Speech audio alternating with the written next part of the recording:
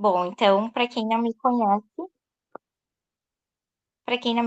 ainda, então, meu nome é Sara e um pouco contra a minha vontade, porque sai da minha zona de conforto estar aqui falando com vocês. Deus, então, me trouxe essa palavra e eu tenho que obedecer, né? Então, tô aqui hoje para entregar para vocês o que ele falou no meu coração. E quando ele me trouxe, então, esse assunto, eu fiquei pensando como começar a falar sobre isso, né? Porque parece um tema talvez tão batido assim, né? Já algo que todo mundo já sabe sobre como ser, manter uma boa amizade, enfim, a gente que já convive dentro da igreja, enfim. Eu tava pensando, ai Deus, me ajuda como começar, porque parece algo tão simples e tão óbvio. E daí Deus usou a cafeteira nova do meu setor, lá do trabalho, para falar comigo. Eu sempre sou a primeira a chegar e faço café. E daí eu fui fazer a primeira vez o café e vinha pensando pro trabalho sobre isso. Quando me chamou a atenção uma frase que estava escrita em cima da cafeteira que dizia bem assim: atenção, não repasse o café. Sempre use água limpa para fazer café novo. Na hora, sim, Deus falou comigo. Olha só, o óbvio precisa ser dito, aquilo que a gente já sabe precisa ser dito, né? Se na cafeteira precisa estar escrito que deve ser usado água limpa, que não pode repassar o café para fazer um café novo, quem dirá outras coisas, né, que acabam passando batido por nós no nosso dia a dia. Sara, Então, ô oi, Sara, só um pouquinho. oi, Tu quer deixar tua câmera fechada? tá travando? Não, a câmera tá fechada. Ah, é a minha internet, então. Ah, tá. Agora deu. É a Ah, minha internet, eu vou gurias. aproveitar para fazer a foto agora também, tá? Já tô fechando aqui o meu. Tá,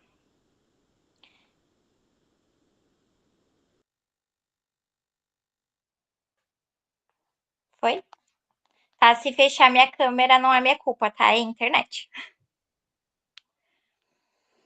Bom, então como que Deus me trouxe então até essa palavra? Eu antes da gente ir para a conferência em setembro, eu comecei a ler o livro de Jó. Deus me levou a ler o livro de Jó, pedi direcionamento em que palavra ler da Bíblia, ele me levou a este livro e num primeiro momento eu não entendi, né? Porque Jó é muito triste de ler. E óbvio que durante a leitura eu levei vários puxões de orelha, né? É um livro que nos ensina muito, mas a parte que mais falou comigo, assim, que me tocou forte, foi a respeito das amizades de Jó, que assim mexeu muito comigo e Deus falou: "Olha, vou te entregar uma palavra para falar a respeito disso". E o que que acontece no livro de Jó a respeito das amizades? Num primeiro momento, eles começam a visitar Jó, os amigos dele, né, com a intenção de confortar ele, de dar apoio a ele, pelo momento de sofrimento que ele estava passando, né. Só que, em um determinado momento, esses conselhos deles acabam prejudicando Jó, ao invés de ajudar ele. Os nomes dos amigos eram 3, era Zofar, Bildade e ele faz. Então, o que que eles fizeram, né, esses 3 amigos?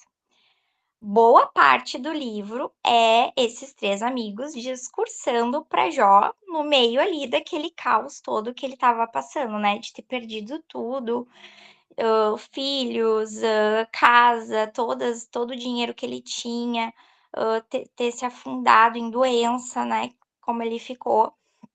E esses amigos, ao invés de confortar, ajudar ele a passar por esse deserto, começaram a dar palestrinha, que nem a gente fala, né, para Jó. E o que que eles demonstraram com isso, né?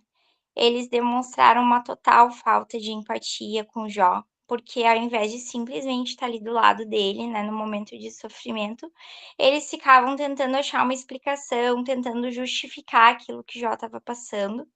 E, na verdade, era algo inexplicável, né, era uma provação que Deus estava permitindo ele passar. Eles fizeram várias acusações injustas, com Jó, né. Eles acusaram ele de que aquele sofrimento que Jó estava tendo era por conta dos pecados que Jó havia cometido, que só podia ser essa explicação, o que aumentava mais ainda a angústia que Jó estava sentindo, né. Eles não tiveram compreensão nenhuma com ele, o sofrimento que Jó estava tendo era algo, assim, inimaginável, e em momento algum eles se colocaram realmente no lugar dele. Tanto é que quando Deus restituiu Jó, quando Deus disse: "Tá, Jó, tu passou na prova, agora eu vou te restituir tudo que tu perdeu, né, e muito mais". Deus, ele deu assim, ó, uma regada nos 3 amigos, bonita. E foi quando eu tive mais certeza ainda que era Deus falando comigo para falar sobre esse assunto. Porque Deus só poupou a vida dos 3 amigos por amor a Jó, porque por se dependesse de Deus, Deus tiraria a vida deles, de tão maus amigos que eles foram com Jó. E eles inclusive nas falas utilizavam o nome de Deus para acusar Jó das coisas, e, enfim, pra ter argumento, digamos assim, em suas falas. Então, Deus ficou muito brabo com eles e só poupou a vida deles por amor a Jó. Então, isso mostra pra gente, né, reforça pra gente o quanto as amizades nos influenciam e o quanto a gente precisa ter maturidade para identificar as estações que a gente tá e em que estação a gente se encontra da vida e com quem a gente pode se relacionar ou não durante aquela estação. Joel, ele estava numa estação de sofrimento e aqueles amigos não ofereciam para ele o suporte que ele precisava naquele momento. Ele não deveria se relacionar com eles naquele momento. Só que coitado, né, ele não tinha nem forças para conseguir raciocinar a respeito disso. Mas a gente muitas vezes tem o discernimento de poder, ter a sabedoria de entender com quem eu posso me relacionar ou não em determinados momentos da vida que eu tô. Por exemplo, se a gente é um novo convertido, provavelmente tu vai ter que te afastar das tuas amizades do mundo, porque até que tua fé esteja fortalecida, que tu esteja firmado com os teus princípios, né, fortalecido, tu não vai poder conviver com eles, até porque senão eles vão te desviar da tua fé, tu tá fraco ainda, tu ainda não te fortaleceu, tu ainda não te estabeleceu.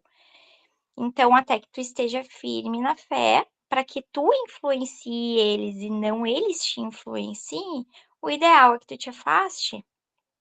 E eu, por exemplo, né, eu nasci num lar cristão, então, né, eu tinha todas as possibilidades, digamos assim, de ter boas influências e viver essas boas influências, né. Mas não foi isso que aconteceu comigo. Eu, através das amizades que eu tinha do mundo, né, na escola, enfim, aquilo me fascinava, digamos assim, me deixava levar por aquela influência. E eu queria ser como eles, eu queria, fazer o que eles faziam, eu queria falar do jeito que eles falavam, eu queria me vestir como eles se vestiam, eu queria poder ir nos lugares onde eles iam, e tudo por conta da influência que eles exerciam sobre a minha vida. E isso me afastou totalmente do meu propósito. Eu perdi totalmente a minha identidade, né, tentando fazer isso. Até meu nome eu queria mudar, porque na época as amigas que eu tinha, assim, era amigas, né, era Gabriela, que daí chamava de Gabi, Natália, que chamava de Nath, Bárbara, que chamava de Babi, enfim, todo mundo tinha um apelido e eu não tinha. E ninguém se chamava Sara, Não era um nome comum, hoje até é um nome mais comum, as pessoas acham bonito, né, mas quando eu era mais jovem não era um nome comum. Então eu me sentia mal, inclusive pelo meu nome, que foi o nome que Deus escolheu para mim. Meu pai teve um sonho de Deus falando para ele que meu nome seria Sara. Então olha o quanto eu me perdi, né, no meio de tudo isso.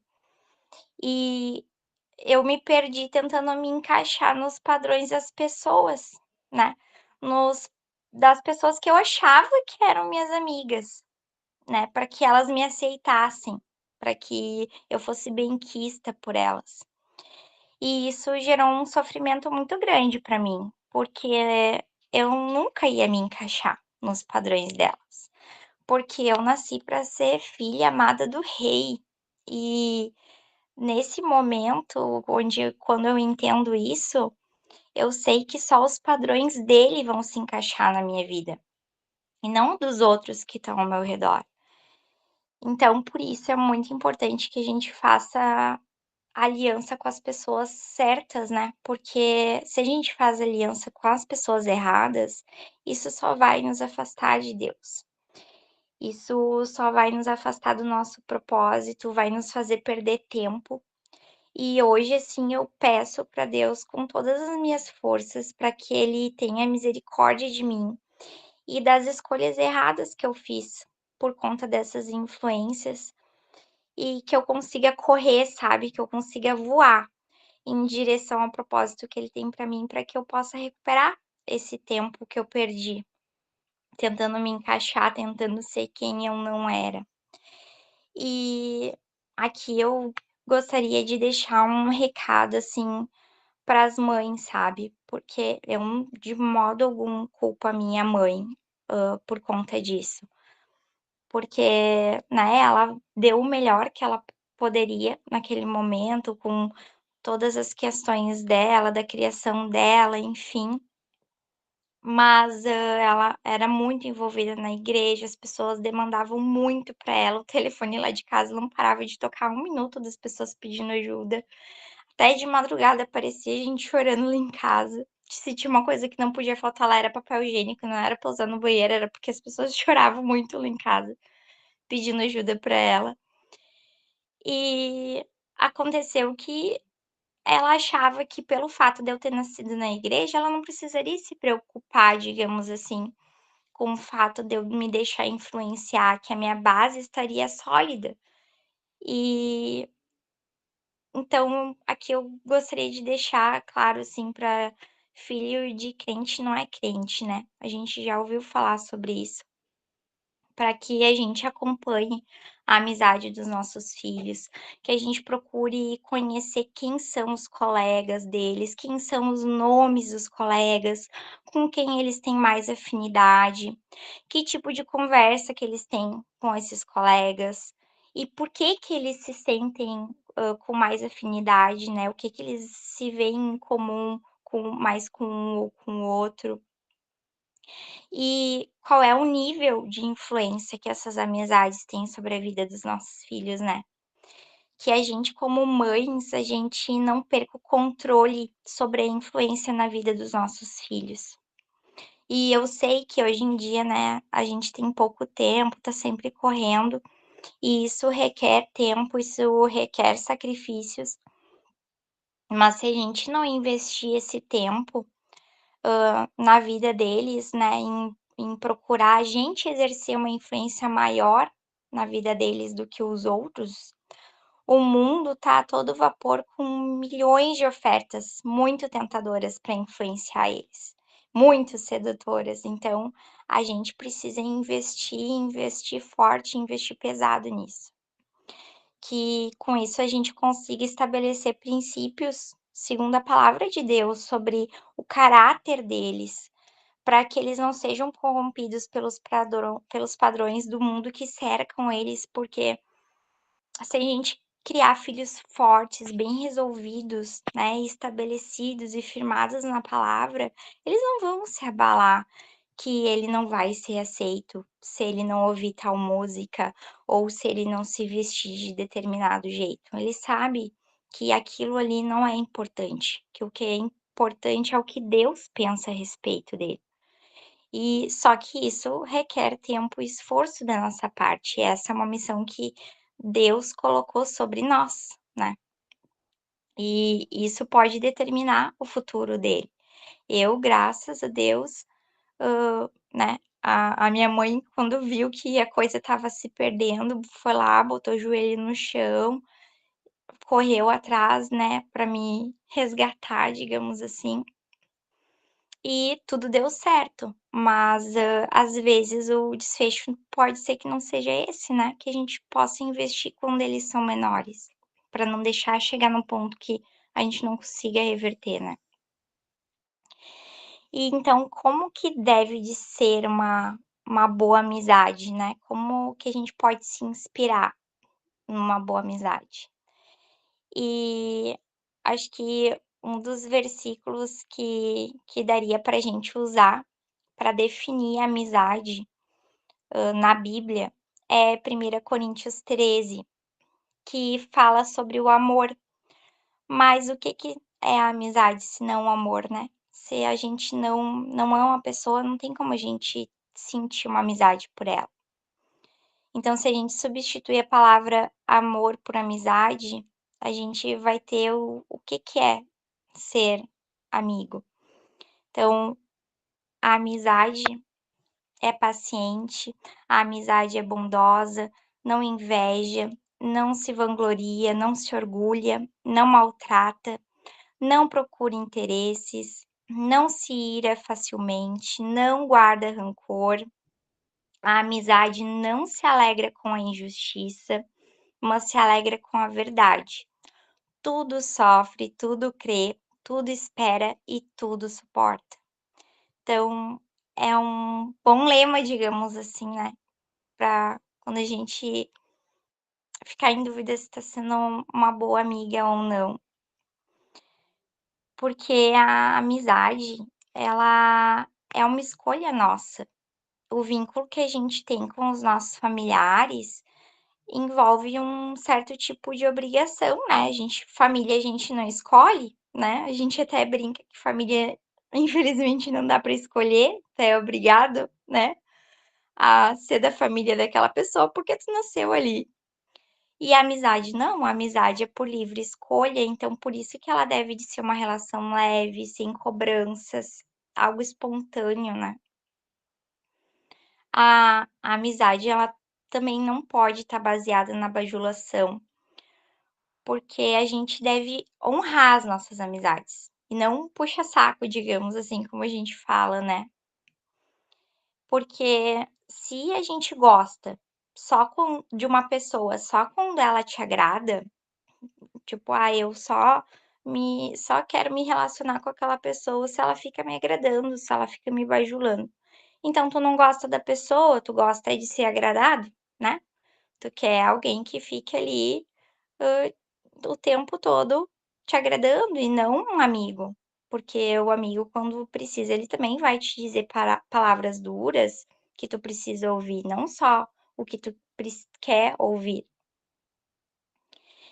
E esse assunto ele tem tudo a ver com o nosso grupo, né, porque olha que nome forte, o nome que Deus revelou para ter e colocar no nosso grupo, as amigas de Jesus. Isso, nossa gente, é muito forte o nome do nosso grupo. Acho que por isso muitas vezes a Teri também fica puxando a gente para se engajar no grupo, para participar. Acho não, tenho certeza, né, pela importância do significado que esse grupo tem. Gente, não é amiga, ai, não é que eu sou amiga da Grazi, que eu sou amiga da Sandra, que eu sou amiga da Tere, não. Nós somos amigas de Jesus. Isso tem um significado muito poderoso, a gente deve levar isso muito a sério, sabe? Quando a gente escancara algo assim que é tão forte, a gente tem que sustentar isso, né? E o versículo do nosso grupo, né, fala que a amiga é leal, a amiga ela é sempre leal, mas na hora da dificuldade ela se torna mais que uma amiga, ela se torna uma irmã. E quando a gente anda com Jesus, a gente também se torna mais do que uma amiga dele. E que a gente esteja buscando, né, tá sempre com ele, sempre ligada com ele, para que a gente tenha essa conexão de ser mais que uma amiga dele. E eu queria trazer aqui para vocês qual o significado da palavra amiga. A amiga se dá a um indivíduo que mantém um relacionamento de afeto, consideração e respeito por outra pessoa. O amigo é aquele que possui uma grande afeição por uma ou mais pessoas, que é leal, protege e faz o possível para ajudar sempre. Então, esse é o significado de amiga, tá? Amigo. E qual é o significado de conhecido? Pessoa que sabemos de quem se trata ou que conhecemos apenas superficialmente. Então, ser amiga requer um comprometimento, requer dedicação. Se não houvesse comprometimento, essa dedicação para cumprir todos esses requisitos que fala ali do que é ser uma amiga, a gente acaba se tornando só um conhecido e não uma amiga. Então, que a gente entenda que ser amiga é uma coisa e ser só conhecido é outra. E a gente precisa escolher o que a gente quer ser na vida dos outros, né? E que a gente possa agir com as nossas amigas como a gente agiria com Jesus, né? Que a gente consiga enxergar Jesus através da vida das pessoas para agir da forma certa. Que a gente possa ajudar nossas amigas a se manter no propósito. Que a gente possa buscar ser uma amiga conforme o coração de Deus. Que antes de dar um conselho para nossas amigas, a gente peça direção e sabedoria, que a gente ore antes de dar um conselho. Porque se ela tá confiando a ti uma situação difícil que ela tá passando para te aconselhar ela, o mínimo que tu pode fazer é ter sabedoria na hora de falar algo, de dar uma direção para ela, de pedir para Deus que tu seja um canal de bênçãos para dar uma direção certa na vida dela. Porque assim como Deus usa as pessoas, o inimigo também usa. Então, por isso que a gente tem que estar sempre vigiando, para que a gente não seja usada e influenciada pelo inimigo na vida dos outros, né? Que a gente esteja sempre vigiando. E eu, agora, antes de colocar assim na ponta do lápis esse estudo, eu estava lendo Crônicas e foi segunda Crônicas 10. E logo depois que o rei Salomão ali morreu, né, e o filho dele assumiu, o Roboão, ele assumiu o reinado e tinha um inimigo do rei Salomão, que quando Roboão assumiu lá o reino, veio falar com ele. Veio tentar uma amizade, digamos assim, porque Salomão havia punido eles estavam exilados lá no Egito, então ele veio tentar uma reaproximação. E Roboão, né, o que ele fez? Ele primeiro foi pedir conselho com os anciões, que eram as pessoas, né, de mais idades, que haviam tido contato com o pai dele, o rei Salomão, para ver o que ele fazia. E esses anciões aconselharam ele a ser bondoso com esse inimigo, a falar palavras positivas para esse inimigo, que então eles se tornariam servos, né, dele, que ele não precisaria se preocupar como inimigos, e sim eles iriam servir ao reino de Roboão. Daí tá, Roboão pegou o conselho dos anciões, daí, ao invés de pegar o conselho e seguir o conselho, não, o que ele fez? Ele foi lá se aconselhar com quem? com os jovens com quem ele havia crescido, né? Afinal de contas, os jovens iam ter conselhos muito maduros para oferecer para ele. Mas ele foi lá e pediu conselhos para esses amigos jovens. E esses amigos disseram o seguinte para ele: teu pai agravou, se teu pai agravou o jugo deles, tu, porém, alivia-os. Pois lhe falarás: o meu dedo mínimo é mais grosso do que os lombos do meu pai. Olha que maturidade, né? Falar isso para os inimigos. E esse foi o genial conselho que eles deram para Robão. E o que que Robão fez? Foi lá e seguiu o conselho dos amigos jovens dele. E o que houve? Daí por diante, só ladeira abaixo, né? Se afastaram de Deus, o povo se corrompeu, uma beleza, né? Porque ele ouviu os conselhos errados, ele ouviu pessoas que não estavam preparadas, que não tinham maturidade para dar conselhos para ele. Então, que a gente, além de ter sabedoria na hora de dar conselhos, que quando a gente vai pedir conselhos para alguém, a gente vai pedir conselhos para pessoas certas, para pessoas que têm maturidade, para pessoas que têm vivência, que têm conhecimento da palavra, que não vão meter a gente em furadas, como esse exemplo que tem aqui na Bíblia para gente, né? Tudo que tem, todas as histórias que tem, a gente vê na Bíblia para que a gente aprenda com elas, né? Tudo tem um porquê que está escrito ali. E na conferência,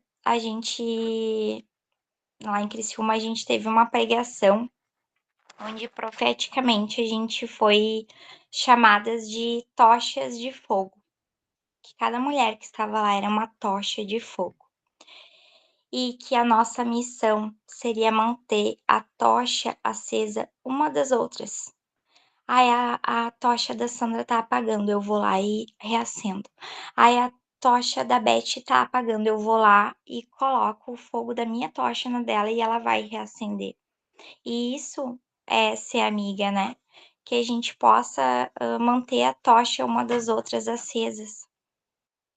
E na Bíblia, a gente também tem vários exemplos de amizades profundas e significativas que a gente pode usar como uma inspiração.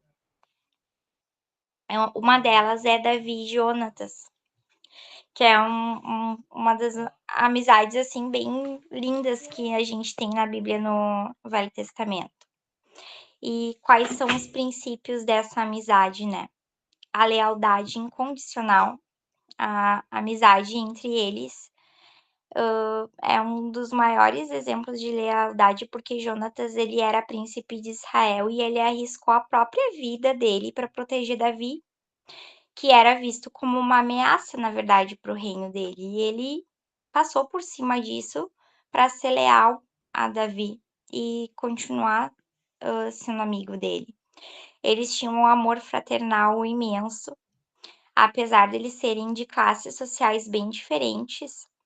Eles desenvolveram um amor muito sincero um pelo outro, que, né, passava por cima de qualquer diferença que eles tivessem.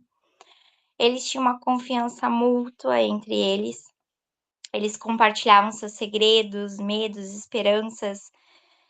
E quando a gente compartilha coisas lá do nosso íntimo, a gente vai estabelecendo uma confiança sólida, né? E isso nos une com pessoas para o resto da vida. A gente tem também o exemplo de Ruth e Noemi, que é lindo demais, né? Esse exemplo. Ruth era uma moabita, né? E ela escolheu deixar a terra natal dela para seguir Noemi, que era a sua sogra viúva. E pensa, ela largou a casa dela, a família dela, todo mundo que ela conhecia, pela amizade e o amor que ela tinha pela sogra dela. Que exemplo de compaixão e também de lealdade, né? Ela, o amor que ela sentia, o amor incondicional entre elas, né? Elas anulavam a necessidade uma da outra para colocar em primeiro lugar, o Ruth colocava em primeiro lugar as necessidades de Noemi, Noemi colocava em primeiro lugar as necessidades de Ruth. A Ruth, ela permaneceu fiel a Noemi mesmo diante de todos os desafios que apareceram durante a história delas e passaram por cima de várias adversidades. E, por fim, né, acho que um dos mais incríveis e que talvez transmita um pouco mais a essência do nosso grupo, por se tratar de um grupo de amigos, né?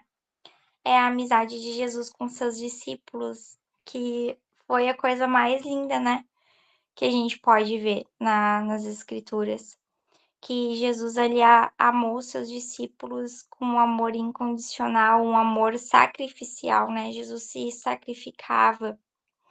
E Jesus, mesmo ele sendo o líder, digamos assim, como a Ana já falou pra gente em um dos estudos, né, sobre liderança, que ser líder é servir. Jesus servia a todo momento os discípulos. E ele deixou isso como um enorme exemplo pra gente, que o bem-estar dos nossos amigos é o nosso também. O companheirismo que eles tinham, eles compartilhavam momentos de alegria, de tristeza, de aprendizado, de crescimento espiritual juntos. Estava sempre um puxando o outro, Jesus ensinando eles. Eles construíram ali naquela amizade uma comunidade de fé, né? Eles tinham um discipulado, né? Jesus, ele ensinou eles a amar a Deus, a amar o próximo, a perdoar, a servir, a tudo isso baseado nos princípios do reino. E quais são os principais princípios, digamos assim, que essas amizades assim que a gente falou têm em comum, né? O primeiro deles, que a gente começou falando que é o amor, né, que é o fundamento de toda amizade verdadeira, tem que ser o amor. E que dentro do amor, ele vai se manifestar também através de outras coisas, como a compaixão, a lealdade, a confiança, a disposição de servir o outro. Essas coisas são demonstração de amor. O respeito, né? As boas amizades são construídas sobre um respeito mútuo, valorizando e reconhecendo a qualidade do outro, independente das diferenças que a gente tenha. E ter uma comunicação aberta, honesta, transparente, que a gente tenha maturidade de, um dia eu não tô legal, eu fui ríspida com a minha amiga. Ela me perguntou um negócio e eu respondi torto para ela. Gente, a gente é humano, isso vai acontecer, não é porque a gente é cristã, que a gente é o querubim da asa de ouro que não vai dar nunca nenhuma patada em ninguém.